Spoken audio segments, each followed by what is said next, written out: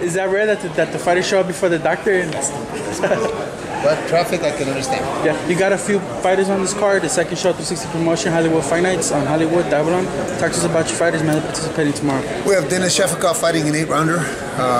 Trying to get him back into the fold. We lost our last one with him against Rene Alvarado in Vegas. So we're trying to get him back into the groove. He's got an experienced guy in front of him. I hope that we get some rounds out of it, so that way he, the layoff has been since December, so the layoff is it's important to get him back in the ring. Yeah. The other kid is Sergey Bohachuk. He's 8-0. From what I understand from Witt, he's fighting a heck of a tough guy. So I hope again I get some rounds. That's the only way these kids are going to learn. For me, anyway. I'm not too keen on really quick knockouts because we learn nothing from them. So I hope I get some rounds. Obviously, I hope we win both fights, but I'm sure that all 4 guys come to win. Yeah. How do you juggle all these fighters, Abel? How do you do it? I've spoken to Robert, I've spoken to Freddie. How do you do it, man? How do you juggle all these fighters in the schedule? You know what? It is so much fun for me, seriously. Maybe it's because I'm getting a little older now. I'm 63 now, so it's... You're 63? You look younger. I'm 63. Wow. It's the challenge, I think, of the challenge of having these guys and the joy I get out of watching them smile when they win and when they do something correct. It's like your kids, an extension of your kids, kind of. Yeah. But no, I enjoy the heck out of it. I don't know if I could handle any more than the 10 that I have right now. Because I do everything. I'm the only one in the gym. I don't have no assistants. Ben helps me in the corner in the fights, but in the gym it's me. Yeah. So, but I think it's important that you have that drive so that you can, that is reflected so that the fighters understand that you're as driven as they are. Yeah. Sheffikov, I think, is relevant to you. Sheffikov fought Robert Easter Jr. Right. It looks like he might be facing Mikey Garcia next. What would you make of that matchup based on what you've seen with? Actually, that's a great fight. That's a great fight. Mikey is probably the bigger puncher. Mikey's very skilled. It's going to have to be a special guy to derail Mikey Garcia. I don't think Robert Easter's got enough to derail him, but it should give Mikey a good fight. And Mikey hasn't been that busy, so I think this fight's important for him to make sure that he gets some work in. He's going to dominate, but he's going to get some work in. Yeah. Easter is a decent fighter. So who will be that special fighter to give Mikey? I think Lomachenko's the guy that does that. And with the injury that he suffered as a fighter, what does that mean? What would that? We don't know. We don't know. We'll see how he comes back. There's a lot of fighters that come back from injuries that do great, and then there's some fighters that, for some reason, they favor or their thoughts are too. They're not the same. Their thoughts are in the injury and not happening again. Who knows how he's going to be? Obviously, he's not going to. When he comes back, I don't think he's going to fight a real tough fight.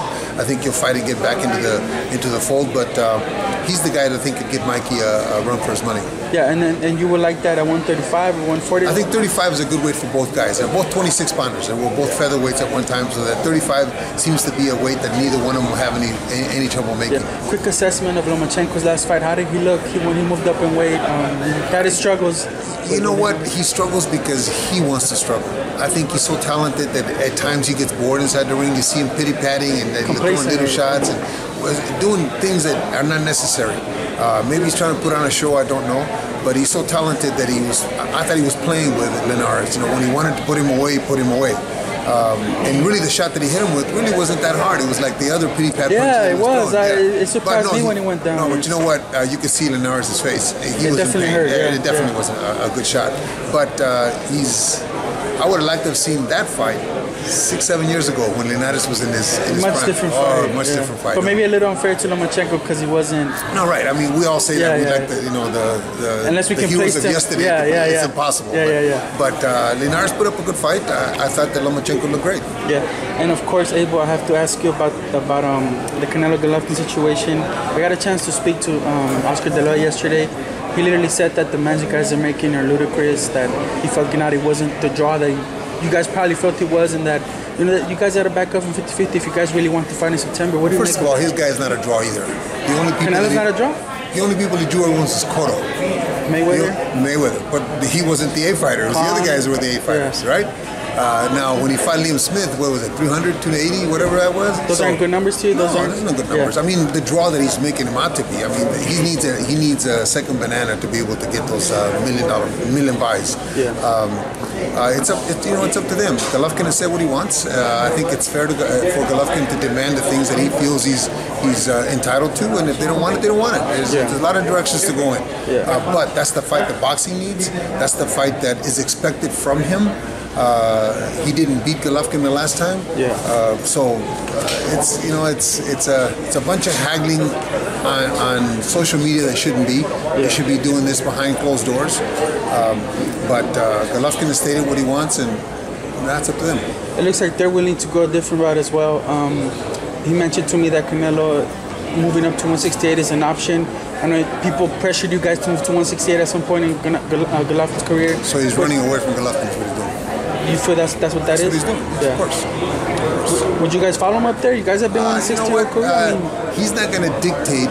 Canelo or De La Hoya is not going to dictate what Tom Loeffler and Golovkin do for his career. I'm going to do whatever is in the best interest for Golovkin, and if it's part of that, then it's part of that. If it's not, then we go in a different direction. He's not boxing. There's a lot of other fighters out there, and we'll do what we have to do to continue with Golovkin's career. We're all very skeptical. Billy Joe Saunders pulled out of the Murray fight again. Can you? That's for anybody, for whether it be for us or for Canelo or for any of the other champions that eventually will be middleweight champions. It's difficult to negotiate with a guy that you know is going to take up 6 months out of your year or one great training camp, and then a guy pulls out. He's pulled out twice. How legitimate it is, I don't know. How he's so injury prone, I don't know why. But it's difficult for the guy that's going to fight him because you really don't know what to expect. You prepare yourself for a certain date and then it falls out. You keep preparing yourself for another date and it falls out. So it's very difficult to plan your future. So 50-50, no back it down from it. That's what Golovkin said. That's what Gennady said, and he's adamant about it. And if it doesn't happen, it doesn't happen. Terrence Crawford is set to take the stage this Saturday against Jeff Horn. I like Terrence. A lot of people do. What do you make of his fight against Jeff Horn? I think he's a talent, man. He's a very talented fighter. The fight that I'm looking forward to is Terrence and Errol Spence. Man. That's going to be a hell of a fight.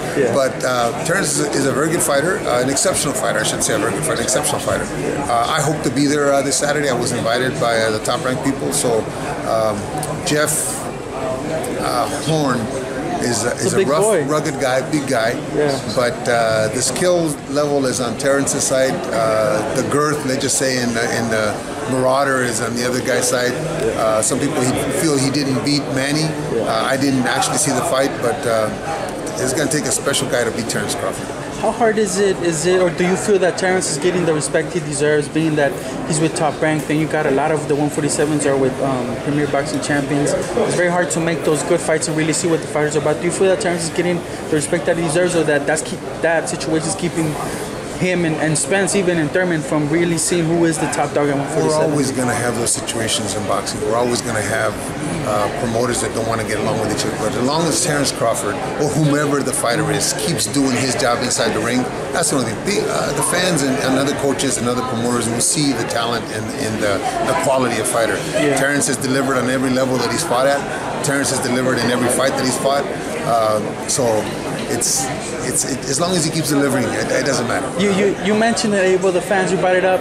I don't know if you can answer this question, but I know you're not too big on social media, but you do see what the fans say about Canelo now after the failed test. What do you make of them agitating him and making him the protagonist? What do you make of that, of the fans, how they treat the fighters at times, and Canelo? Are you for that, or are you not for that? I'm for that if it's warranted. Okay, a lot of times there's a lot of things that are said by the fans that really are not warranted because they don't know the whole truth. We happen to know the truth about Canelo.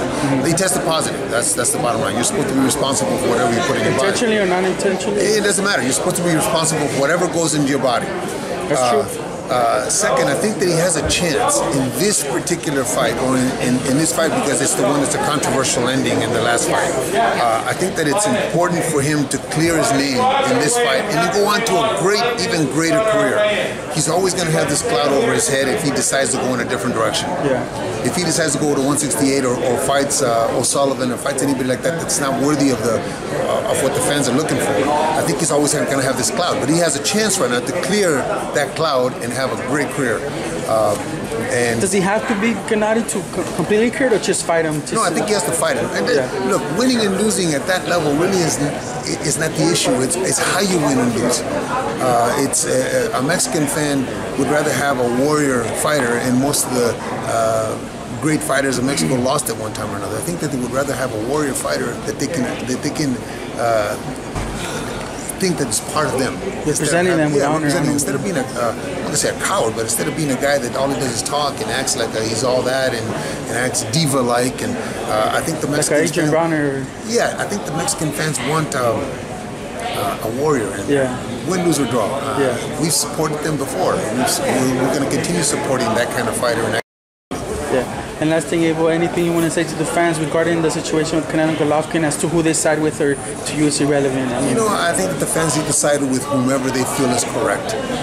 We as Golovkin's team need to do what's best for Gennady Golovkin, and if that includes Canelo, then it includes Canelo. If it doesn't, that's too bad. But the boxing needs the fight. I think that the WBC president made a comment on social media a couple of weeks ago, maybe a week ago. It says Golovkin's got the power to make this fight. So does Canelo. Canelo's got the power to do it too. There's two guys that are at a point where if the fight happens, they can both be blamed for it. But we've asked for what we think is the right thing. If they don't want it, that's okay. Okay, well, like always, it's a pleasure talking to you. I appreciate the time. Thank you.